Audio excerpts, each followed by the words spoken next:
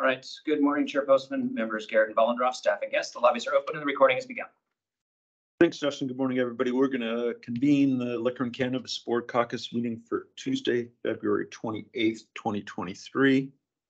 Our first item, as regular now, is going to be a legislative update from Mark Webster, our Director of Legislative Relations. Morning, Mark. Good morning, Chair Postman, board members Garrett and Vollendorf, Mark Webster, the Legislative Director. So we're through the first two cutoffs, and all of our bills are, where they should be. We're in a week without hearings, without bill introductions, but there's a lot happening.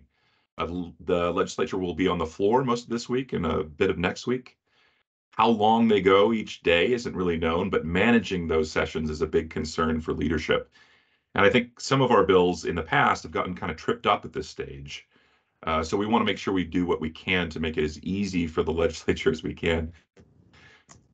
And so why is that important to manage the floor action? Because there are often a ton of floor amendments on bills, especially controversial ones. And so some bills can take a long, long time to move. And it also generates a ton of work for staff. Now, our social equity bill, I wouldn't say is as controversial as many that the legislature has to deal with, but amendments are definitely starting to fly around it. We're trying to keep our messaging around that bill clear, cogent, and consistent. Now, in ways, the three of you provided really timely input to decision makers, and I think that helped immensely. So we are probably going to be looking at a repeat of that coming up. We need to make it clear that the board stands behind its agency request legislation, that we need it to move, that we're supportive of the bill. So, stay tuned on that. I think we're going to be coming back to you with some different ways we can get that message out, whether it's a letter, whether it's emails, whether it's anything we need to do. We'll come back and clarify that. We had a board member, Garrett, and I were in a meeting with Senator Saldana yesterday evening. And so we'll come back and clarify what we need from you and when we need it. I don't know if you want to say anything more on that, board member Garrett, or. No, you covered it. We're Okay. going to need the board help on some of this. That's right. Yeah. So there are, I think, fewer moving parts, as it were, on the THC bill, but I do think it's in good shape. Kind of an odd alignment of stakeholders. The 502 industry is aligned with the prevention community in wanting to move that THC threshold lower than it is currently. And again, just as a reminder, it was lowered in Ways and Means from where we had it, which was 1 milligram per unit and 3 per package, to 0.5 milligrams per unit and 1.5 per package. So it was reduced in that committee, but I think we'll see floor amendments to reduce it further. Now, a few of the bills that we've been tracking didn't meet Friday's cutoff, and those were the home cultivation of cannabis bill, House Bill 1614, and the low proof spirits or low alcohol beverage bill, Senate Bill 5375. Those had been scheduled in the fiscal committees, but then they were kind of pulled off and thus didn't make the fiscal cutoff. Board member Vollendorf and several of us on the staff are meeting with members of the prevention community to work through any remaining issues that might be hanging out there. On Senate Bill 5365, the bill targeting youth tobacco and vaping that has some impacts on what our education and enforcement staff are able to do. So you may have seen it this morning, but Policy Director Justin Nordhorn was quoted in a story about states attempting to regulate the Delta-8 and hemp-derived cannabinoids today. Austin Jenkins of Pluribus News wrote about it and how Washington is one of many states wrestling with this issue. There are THC bills or versions of them currently active in several states. So hopefully we'll have a good postscript to that story this session. And finally, it looks like the long-awaited hearing for your board appointments is finally on the horizon. The Senate looks set to hear from you in early March. So don't hesitate to reach out if you need anything in preparation for that. That's all I have, so be happy to take any questions. Question for you on the THC bill, or really to the board as well, but so it's now at 0.5. Yep. Industry would like it lower, prevention would like it lower, hemp would like it higher. and we've talked about this, Mark, and with Rick and others, but just my view is it shouldn't go any higher for sure. If it goes lower, we're okay with that, right? I would just say I'm okay with that. I think if there's a level there that we can get the bill, the lower that number is, the better it is for public safety and health, I believe. And I don't know if the board has concerns about that, but because we haven't sort of taken an official board position on changing that, but I've told Mark I'm certainly open to it, Jim and Ollie. Yeah, and I would agree with that. I think the lower, the better. And so we started with a starting point, and negotiating down is fine. Negotiating up is not. Agreed. Okay, great, good. Hey, I have one more thing that I'd like to add to this part of the conversation, and I don't know if now is the time for us to have this conversation, but I've talked a little bit to Mark about this. Mark, first of all, you have done a fantastic job this session so far. I think you've been a great addition to the LCB, so I'll put that out there and say thank you for your work. It's been really great. I've had questions. This, again, is my first session with the LCB, and of course, it's been a busy session, and there's been a lot of things going on, and have felt pretty well involved. However, there have been a few bills that have come up that I've been tracking kind of off to the side, and sometimes I'm wondering, well, why are we not talking about this bill? Or there will be a bill that's come up and it's like all of a sudden it seems like maybe we have a position or we're not going to take a position, and I just want to have a conversation at some point about how do we as board members weigh in, and particularly on bills that I feel like we should have a conversation to decide whether we want to take a position or not. Sometimes it feels like there's an assumption that we don't want to take a position, and I would like to figure out, is there a way that we could have a process in the future that involves the board more in some of those conversations? So again, I don't want to have anybody think that I don't think anybody's done an excellent job. I think everybody has. I just feel like there might be a process that either one, I'm missing, or two, is not necessarily in place. 100% agree. There is, I guess the answer is there's a little of both. I mean, there is a process, but it's not so thorough. And we've talked about this a little bit, but there's some things I think just sort of historically the agency has stayed away from, predating me or even Ollie or anything. And I think that when that comes to Mark, Rick, and Justin and others go, oh yeah, no, here's the deal.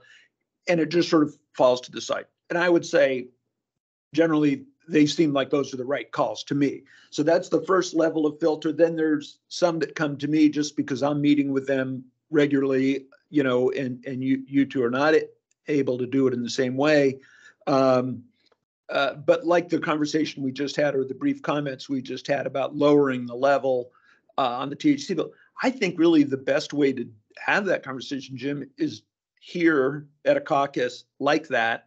And then, Mark, I would just say when those bills, it can work both ways. I think, Mark, if you have bills that are on your radar, bring them on a Tuesday morning and let's get the board's feedback. And Jim too, like when you do see these things, bring it up here and say, hey, can we take a position, or should we, or I'd like to support it or not. I mean, I did this with home grow. I wanted us to try to get to a position of supporting that home grow bill. And frankly, it just didn't happen quick enough and the bill died. But I think here would be the place to have that. And it's just the easiest conversation then, because you and I, all three of us, can talk and hear the same thing from Mark at the same time. Mark, does that make sense to you logistically? Yeah, I think we do need a place. I think Board Member Vollendorf is right. And this is, for me coming in new, I've often kind of struggled with that. Where is that forum where that can happen? And if we want to make the caucus that place, I think that's great. I think that we need somewhere. So I think this works. Okay. That makes a lot of sense to me. And so I appreciate kind of the clarification. And Also, the clarification on if I see something, just bring it here. I oftentimes kind of wait and think it's going to come up, and just feels like I maybe need to just be a little bit more proactive. I'll use the potency bills as an example. I don't think we've really ever talked about the potency bills. That it's moot point now. They're both. I don't think they've moved forward. But I would have liked, I think, at some point to have a conversation about them and where do we stand. And it seems like we just kind of stood back and didn't really engage in a conversation about that. So there's an example of something that I should have brought earlier. Yeah, I think that's a good one. I mean, it was Mark tracked those things. We talked about them a little bit in the ledge meetings, but it never even got to the level, I don't recall at least, of saying, should we take a position or not? It was just, partly because tax issues are one of those things that historically I was told when I got here, oh, we don't get involved. And I think that one does blend over onto the policy side pretty strongly. Yeah. And there would have been nothing wrong with us entering that conversation, I would say. So I would definitely not hesitate, Jim, and you could send it when you hear something, send an email to Mark and say, what do you know? Can we talk about it Tuesday? And then Mark can put it on his list and we can all weigh in on it. That sounds great. And also, sorry, go ahead. Oh, I was going to say that what I would like to do is start setting the groundwork now for, who do we need to bring together between sessions and start having a conversation so that next session, we've already brought representatives in, industry in, other key stakeholders, and potentially at least come to some, consensus or understanding where everybody is. So going into the next session, because I imagine it's not going away. It's going to be coming up again. And maybe there's some work we can do in the interim that might be have us better prepared for next session around this issue. For sure, not just that one. I think that's a good exercise post-session, which is what was left undone that we think will come back, and which of those do we think we want to have a role in, and think about that interim work. I think that's super smart. Some of these bills we see every year too. Thinking about the commission one, and homegrown. Yeah, should we sit down and with a group and talk about that and say, here's where we think it could be improved. Then there's bills that policy-wise seem pretty clear but don't move, like arrest protection for medical patients. What can we do about that? How do we help build support for those sorts of things? So yeah, we can fill Mark's interim. Yeah, thanks for bringing that up, Jim. I think that's a great point. Okay, anything else ledge related? Rick is on. Oh, Rick is on. Like Rick had, hands up. Stand by. Rick, go ahead. Yeah, I just think it's a great conversation that we're having, because even Ollie last week had asked me, it's perfectly fits into this, Ollie, when you said about a bill that had come up before. Rick, why didn't we take a position on that bill? And that's just a lack of us talking about it. And because it was just exactly what was said. Well, Ollie, we've kind of taken this position in the past, which doesn't mean we should take that position today. But given all the flurry of bills and all of it, it's so true, I think, Mark, a process by which even in the beginning of the session, we walk through all the bills and start thinking about positions we would likely take, because it was almost too late at the point that Ollie talked to me last week about it. And she was good with it when we talked about it, but it was kind of like, where was I involved in that conversation? Yeah. So I just think it's a really good point. Yeah, that's something that we need to do early in session. So yeah. One of the things that has dissuaded us at times is an unwritten, I believe, rule, which is agencies don't support legislation that's not funded in the governor's budget. And so, we have some leeway there as an independent agency, but still it's sort of not cool to go and say, oh, we support this bill that would cost $10 million that's not funded in the governor's budget. It's sort of I don't know, it's clearly problematic, as you can see. There are exceptions to that, and we can, call the governor's office and talk about things if we have a concern about a fiscal impact on it. But some of the ones we've talked about would not necessarily be a problem because of budget impacts. It's more policy statements, and we should do that. But we just always have to remember that step in that process too, when we decide, oh, let's go take a position on a bill that's not ours. Is it in the budget? What is the fiscal impact? And how would OFM receive that information? Okay, great. Thanks, Mark. Thanks for all the great work. Thank you. Speaking of great work, tomorrow we open our application process for our social equity program, and Becky Smith, the licensing and regulations director, is going to just give us a quick update and reminder for everybody what's happening in the next 4 weeks. Good morning. Well, good morning, board member Postman and board members Vollendorf and Garrett. Thank you for having me here this morning. I'm excited and happy to announce that, as you said, that tomorrow, Wednesday, March 1st, 2023, we'll open our application window for social equity for retail. That application window will be open for 30 days, and so it will close on March 30th of 2023. I encourage folks to go to our website if they haven't already and take a look at how to apply, that it's important that they understand that they can only apply once. And no matter how many times I say it, I want to continue to say you can only apply once. You have to go in and create a SAW account. We have step-by-step directions on how to do all of the things that you need to do in order to apply to be a social equity applicant, that staff have worked really hard in order to help and educate and train our applicants on the process. Again, I'm hoping to every week just come forward and share with the board where we are with our application window, how many folks have applied, that our intent is to send out letters to each person as they apply, just letting them know that we received their application. I do want to let you know that, and any folks that are listening, to let them know that they'll be receiving a letter, but it won't happen until after we receive their information. So probably a week out. So probably a week from today, we'll have our first look at everyone who has begun to apply for those social equity social equity licenses. So with that, I want to see if folks have questions, and I'll stop there. Thanks, Becky. It's exciting to get to this point. And just a couple of points of clarity. When you say, that people will be notified once we receive it, because it goes to our third-party vendor who's doing the initial processing. Is that what you're talking about? And then we are notified. So there'll be a lag? Or are you saying we'll get it immediately from the person? So no.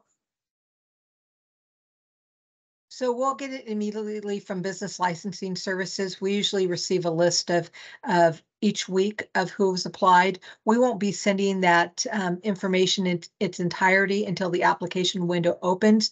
But what we don't want is folks sitting out there wondering whether or not Business Licensing has received their application, because they won't get notification from BLS. But you're saying that even with BLS, Yes. there could be a week lag from when they submit it to when we're able to confirm that it was received. Correct. Okay. Correct. And just again, point of SAW is Secure Access Washington. That's just the login you have to create to be able to do this, and you can follow that. On our website is the frequently asked questions page, where there's a place to submit questions. It's social equity licensing at lcb.wa.gov. Social equity licensing is the email address for questions. All questions end up there eventually, no matter where you send them, but that's the place where they should go. What sort of updates will we be able to get during that 30-day window in terms of, like, how many have applied or how many qualified? Does that only come at the end of the 30 days? Yeah, so so we won't be able to tell you who qualified. We'll only be able to tell you how many folks have applied. Okay. qualification, that will go to the third party vendor, and that could take months in order for them to finish with the work that they'll need to do. But yes, we'll be able to update you on the number of folks each week that have applied. Okay, good. That'll be helpful. This is Ali. I also want to say thank you to Becky and your team. This has been a lot of time, effort, and hours. We had a really good meeting this morning with the third party vendor and Office of Equity. So the Office of Equity got the opportunity to communicate and talk with the third party vendor over any concerns and things, and to be briefed on the entire process and making sure that they are involved in the process. So that was a really great conversation this morning. I think everybody left the conversation feeling really good about the work that LCB has done, and being more inclusive and communicating and working with the Office of Equity throughout this process and keeping them abreast of processes and where we are and how things are going.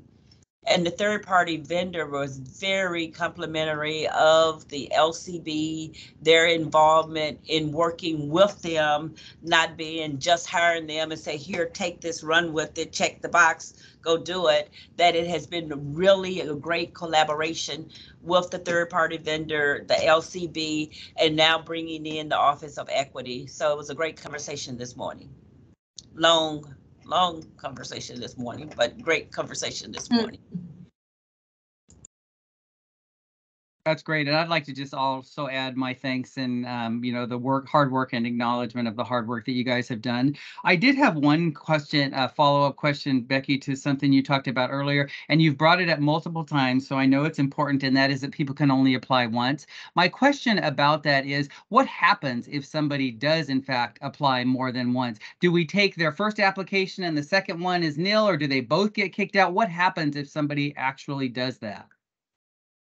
Yeah, we take their first application and the second one gets ousted. So Okay. it's, that it's, as I've said numerous times, it's important that people know who they're getting into business with. And they want to make sure that they ask that question, have you applied or are you on another license?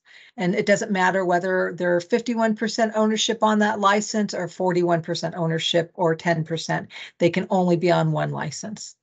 Okay, so that sounds like that, of course, is really important. And so if in fact you all of a sudden find yourself going into businesses with somebody and you don't know that they're on another application, your entire application would get kicked out if in fact that occurred. Right. So just to be clear then, so if I applied by myself and then later Jim and I went into business and we applied, do we both does that entire second application get tossed, or am I removed and Jim survives? Nope, the entire application gets tossed. So that's what your name can only appear once through this whole process. And so it's really, like you said, Jim, know who you're getting into business with. Can't be a part owner, anything else. Your name can't appear on those things. So and we've been very clear in all of the work sessions with people on that. And just FYI, no, you and Jim can't go into partnership or apply. It would be a conflict. Come on, Ollie. Well, thank you. All right, Jim. Well, we'll have to find something else to do. And then is this different than how it was originally after 502? Could you have been on more than one application in the initial round? Okay, so that's why also I think it's really important for people to know it's different than it was. And okay, that's great. Oh, and are you doing now, are we, well, I assume since we're a day away, have we been testing the sort of back office part of this, that the IT part of communicating with our vendor, et cetera? So great question. So yesterday afternoon, My staff and I spent a couple of hours with our third-party vendor, and they went over their platform. And now we're going to be doing testing. So Okay. we'll be testing to make sure that there aren't any bugs, or we hopefully will find the bugs and they'll be able to work through them. They're that they need to be ready to go in April. So this month that folks are applying through business licensing services will give us the opportunity to work out all the bugs. But I tell you, just having sat through their demo, it looks fantastic. They have done a stellar job in trying to think of everything that someone would need to know, or that how they add on each person, that they ask great questions throughout the application that they've developed. And yeah, no, it was great, but great question. Okay, good. Okay, anything else for social equity? One quick thing, and that is when I made my earlier acknowledgments, I did not acknowledge board member Garrett. And I, as a board member, want to just personally thank you for your heavy lift and your involvement in this, Ollie. So thank you for that. Yeah, second that. For years, I know you've been doing it, so it's much appreciated. Okay, great. Thanks, Becky. Good luck. Let us know how we're doing. Thank you. I will. Thank you. We will now turn to prep for tomorrow's board meeting and a rules update. And there's Dr. Hoffman. I'll turn it over to you. Thank you, Chair Postman. Good morning to you, Board Member Garrett and Vollendroff. And share with everyone's excitement in seeing the social equity application window open tomorrow. It's a really big step. So thanks to everyone who made that possible. I'm going to do the update in two parts today. First of all, I'll just provide a brief rule update, then hand it over to Jeff to talk about the CR 101 that he'll be presenting. And then I do want to give a little update on what's happening with rule petitions, because we're seeing an uptick, and we're also going to kind of change the way that we provide the recommendation document to you for consideration. So go ahead and start with the cannabis rules in progress, excuse me. So with respect to cannabis advertising, Cassidy continues to do work on that project. We do have a set of draft conceptual rules that are being circulated internally. She's staying on top of the timeline. We do anticipate bringing a 102 to you in June, as we have in the past with the 103 in August. So that project is progressing nicely.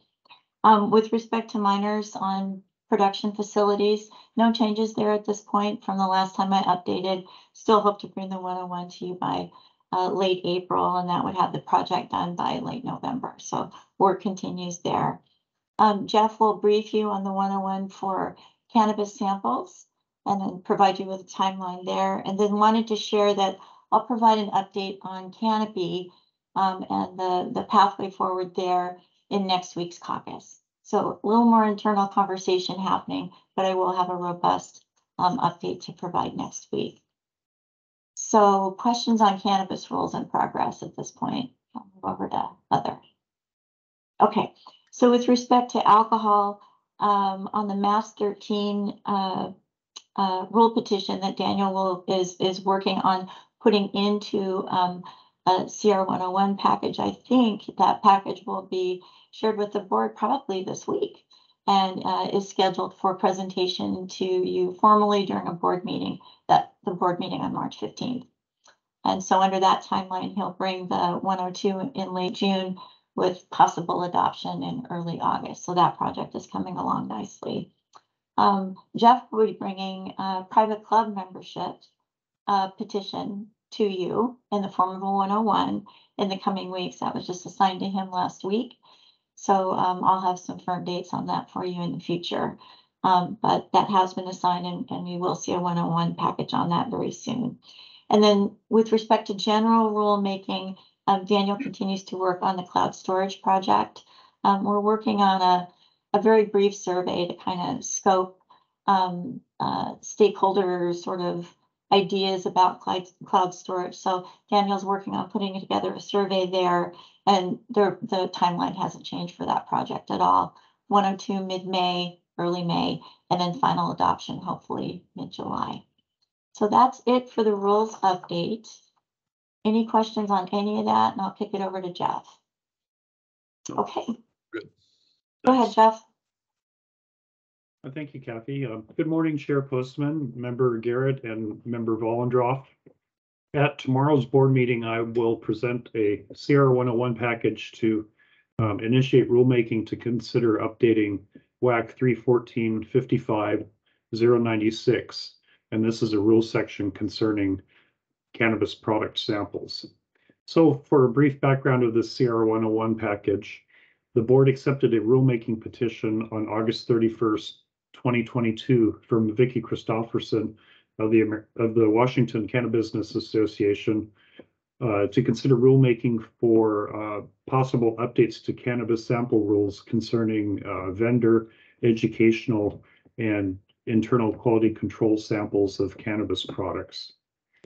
The petition states that the current rule is cumbersome and costly to licensees and identifies 3 possible areas of change to consider, including allowing larger retail size packages of cannabis products as samples, placing monthly limits on samples on processors so that retail stores don't have to worry about turning away or returning samples.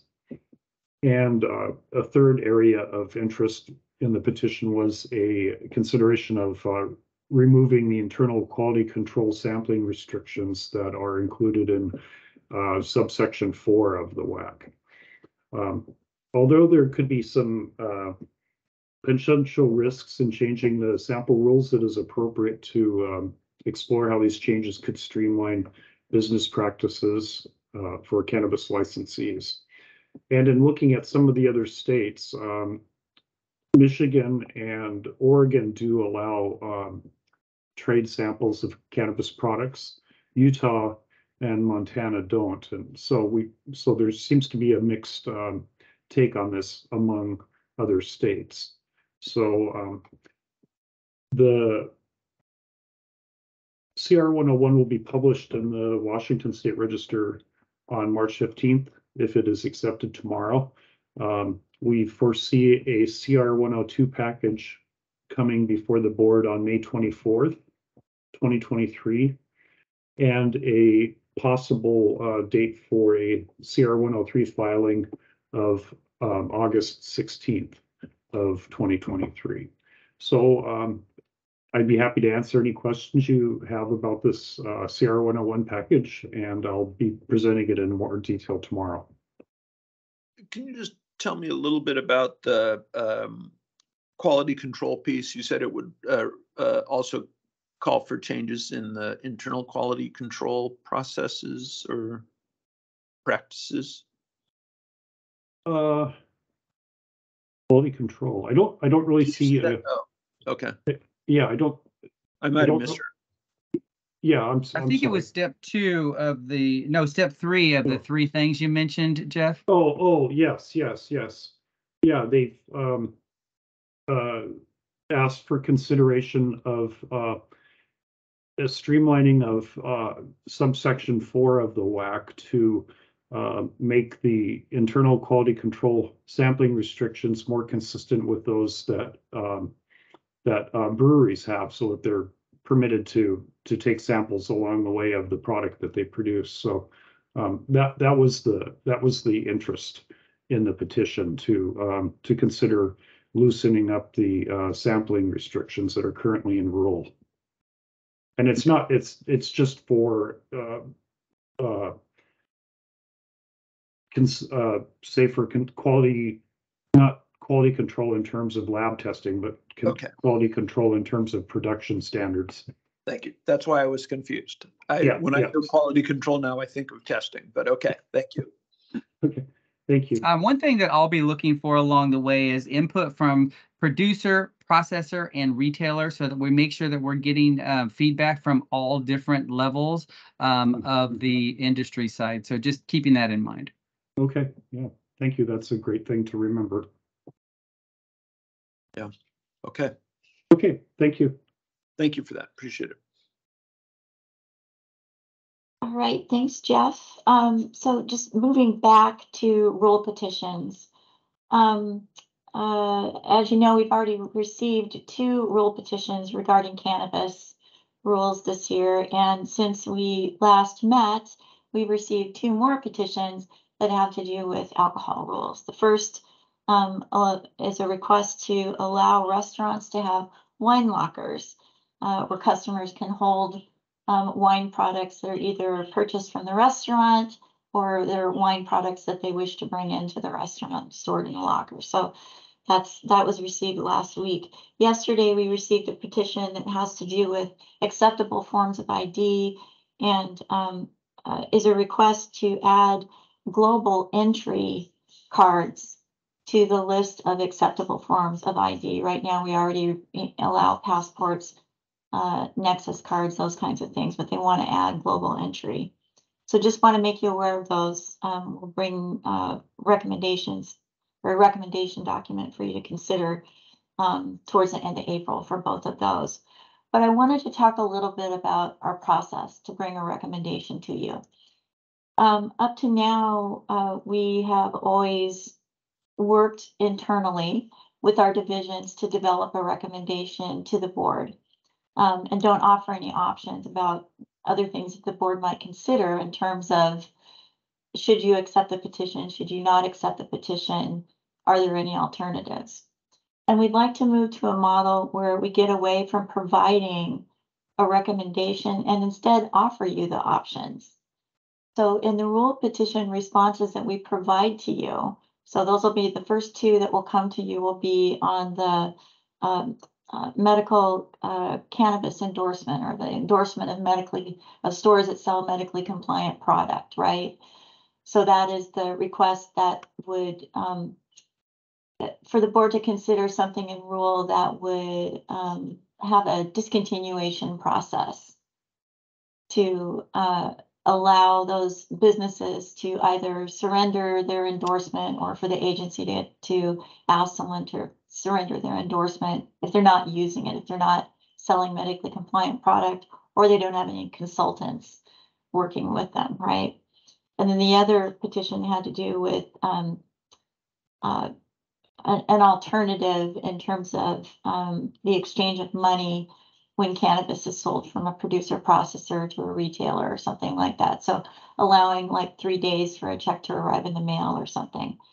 So the way that these responses would come to you is, presenting the petition, presenting the issue that's offered to the agency to consider by the petition, providing our analysis of the issue, providing you with the full spectrum of responses and feedback from our divisions, a complete DEI analysis, social equity analysis as well, impacts on other agencies if there are any, and then 3 options to consider so that the board in an open board meeting can decide what to do with the petition.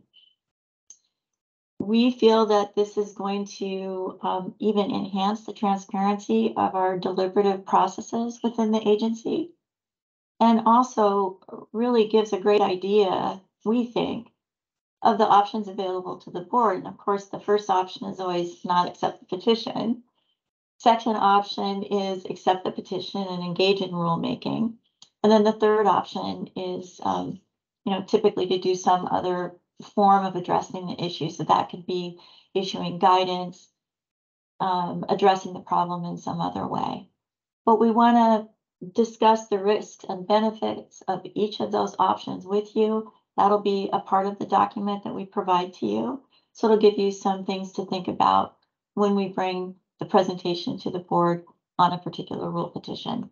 And I will stop there. I know that's a lot to digest. Any questions? Comments, thoughts? Yeah. I think it's a great idea. No, I think we should do that. I think we all benefit from having these conversations here. I know that, even though staff does a great job briefing, I always learn something from Ollie or Jim when it comes here, and it's like, oh yeah, I hadn't thought about that. So let's have the conversations here and we can all weigh in and talk about it. And, I think it requires us, of course, to be confident enough to ask those questions out in public, but also staff's going to have to meet us there too and be able to talk about different options and the pluses and minuses of things like that. And we all just have to have, I think, an understanding that it's going to take those kind of conversations to come to good decisions, and people shouldn't be afraid of saying something wrong or giving an opinion. I mean, that's why we, hire smart folks. So I think it's a good idea. I agree. I think it's a great idea. I appreciate the opportunity to have the dialogue with the other board members. And I do think, as you mentioned, Kathy, that it adds to transparency. I mean, we have an obligation, I think, to have some of these conversations and to ask questions. And, I do think that sometimes it may slow things down. And I think that's okay as we have more dialogue, but that may be part of the outcome of some of this. But appreciate the opportunity. Yeah. Yeah, and if I may, it just seems that having those robust discussions in public, in a public forum like this, I think is going to, it's a step in the right direction, or in a good direction, I would say, for continual policy development in this way. And allows us to have those conversations live, which is going to be helpful. Again, we're just going to try this for, I'd say, these next 4 petition responses. And then we can reassess and see if we're getting the result, if we're working in the direction that we'd like to go in, or if we need to tweak the process, but we want to give it a try. Related to one of the ones you mentioned as an example on the DOH compliant product Yes. and around that, that issue of what we're doing and how we do it is of great importance to me. I know there's others in the agency too. It's a priority. And I would just say, and Rick and I talked about this yesterday, so it's not a surprise, but I think we should have a conversation in this forum at some point soon, a briefing from folks on what the current status is, what are we doing currently, outside of just the petition response. I think that would help me come to the right decision on that petition and other related issues. I just really think I'd really want to hear from other board members too in that conversation. What should we be doing about that piece of our job? We just need to figure out a time to do that and figure out who all from our staff, or maybe we invite someone from DOH as well, too, for I think we should get someone from DOH, which just would be a really thorough briefing for the board, number one, on what is the process, how it's going, what are we doing? And then for us, I think internally at the LCB, then the next question is, and what are we doing about that information today? Do we think we need to do better, or how to do it? Then that helps both inform us, our position on that petition, but also just in general, what should we be doing? And is there something that needs a legislative fix? And should we start thinking about next year or whatever it is? But that issue, I just think, is really important. And I know that licensing in particular has been working really hard on this, and which is appreciated. But we just should have that conversation here so we can level set, as they say. So I'll work on that. I'll follow up with a note, but we should just make sure we get the right people in the room for that. Agreed. Okay. That I don't have anything else to share today, but thanks for the time. See you tomorrow. Yes, great. Thank you. All right. That brings us to our last item, which is board member and executive assistant reports. Dustin, anything from your desk? Thank you, Chair. Yeah. Jim, Holly, anything more to share? I have nothing. Okay, me neither. All right, we'll adjourn. We'll be back here same time tomorrow, and have a great day. And we'll adjourn the caucus for February 28th, 2023. Thanks. See you guys tomorrow.